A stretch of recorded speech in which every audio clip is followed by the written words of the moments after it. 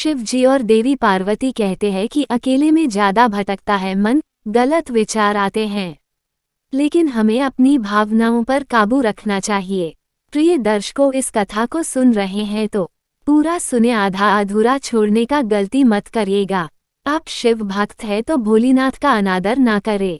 इस कथा को सुनने से मनचाहा फल मिलेगा, इसलिए पूरा सुने। इस कथा में शिव जी और पार्वती जी ने संदेश दिया है कि हमें अकेले में अपनी भावनाओं पर नियंत्रण रखना चाहिए।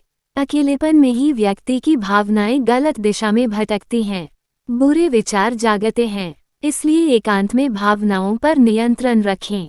जो लोग पढ़ना, लिखन, काम और ध्यान करते हैं, उन्हें पूरी तरह एकाग्रता के साथ डूबकर ये काम करना चाहिए, तभी मन गलत दिशा में नहीं भटकेगा।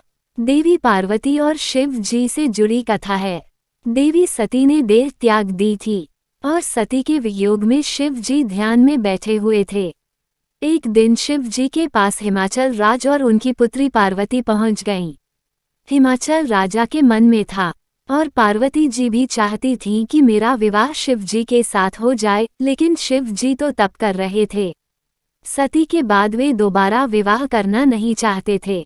आप यहाँ तप कर रहे हैं, यहाँ आपका ध्यान रखने वाला कोई नहीं है। मैं चाहता हूँ कि मेरी पुत्री पार्वती यहाँ रहकर आपकी सेवा करे। पर्वतराज हिमाचल राज ने शिव जी से कहा, मुझे इस बात की जरूरत नहीं है। महिला की वजह से ध्यान, वैराग्य, तप बिगड़ जाता है।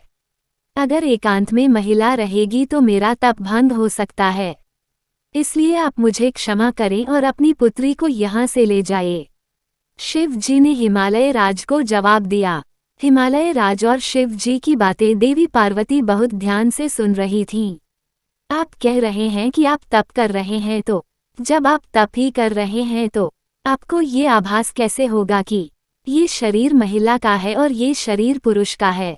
पार्वती जी ने शिव जी से पूछा।